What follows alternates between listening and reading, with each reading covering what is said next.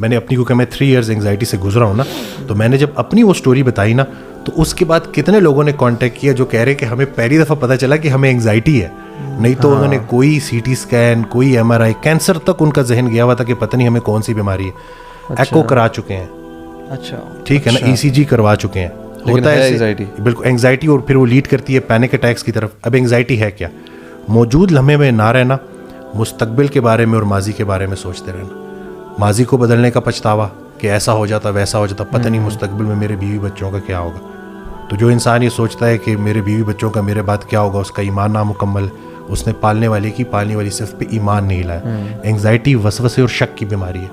آپ ہر چیز میں نگیٹیوٹی ڈھونڈو گے, آپ ہر چیز پہ خود پہ شک کرو گے, دوسروں پہ شک کرو گے, آپ اتنا آئسولیٹڈ ہو جاؤ گے, دل کی دھڑکن اتنی تیزی سے شوٹ کرے گی, ٹیکیکارڈیا اتنا زیادہ ہوگا کہ آپ کو ایسے لگ رہا ہوگا جیسے آپ کا دل بند ہو رہا ہے. اسی طرح سے دم گھٹنا, سفوکیشن, یہ پراپر لوگ فیل کرتے ہیں.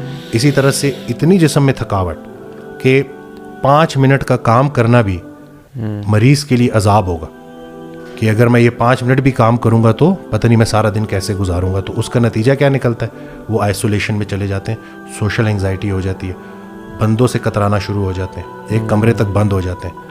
اور پھر جب بھی کوئی فیلنگ آتی ہے تو وہ سر کا درد بھی تو ہو سکتا ہے, لیکن ایک انگزائٹی کا پیشنٹ کیا سوچے گا, کہیں مجھے برین ٹیومر تو نہیں ہے, ٹھیک ہے, کہیں اگر پیشاب زیادہ آ رہا ہے انگزائٹی میں نا, جب فائٹ اینڈ فلائٹ ٹریگر ہوا ہوتا ہے تو پیشاب بہت زیادہ آتا ہے, تو لوگ سمجھ رہے ہوتے ہیں کہیں مجھے گردوں کا کینسر تو نہیں ہے, کہیں میرے گردے فیل تو نہیں ہو رہے. تو اس سیلف ٹاک بھی بڑا ضروری ہے. اب سائیکالوجسٹ سے ہیلپ لینا بھی ضروری ہے, لیکن خود سے کہ بھائی میری موت کا ایک دن مقرر ہے اور میں وقت سے پہلے نہیں جان سکتا, اور اپنے آپ کو یقین دہانی کرانا کہ اے ایمان والو مزید ایمان لے کے آؤ. ایمان شک کی, وسوسے کی نفی کرتا ہے. جتنا آپ کا ایمان پختہ ہوتا جائے گا, اتنا یہ خیالات آپ کے ذہن سے نکلتے جائیں گے. آپ ان کا بسیرا اپنے دماغوں میں کروا دیتے ہیں کہ اب اگر کوئی نیگیٹو تھاٹ آئی ہے تو اس کو آپ نے اتنی دفعہ ریپیٹ کیا نا کہ اب وہ آپ کی جان نہیں چھوڑ رہی. اور اسی طرح سے پھر پینک اٹیک ہوتا ہے, وہ تو پھر اتنا خطرناک ہوتا ہے کہ اس میں آپ کو لٹرلی ایسے لگ رہا ہوتا ہے کہ جیسے یہی مومنٹ ہے اور جو موت کا فرشتہ ہے وہ آ چکا ہے. اور اس سے جب وہ لوگ نکلتے ہیں تو پینک اٹیک سے بھی زیادہ خطرناک fear of another panic attack.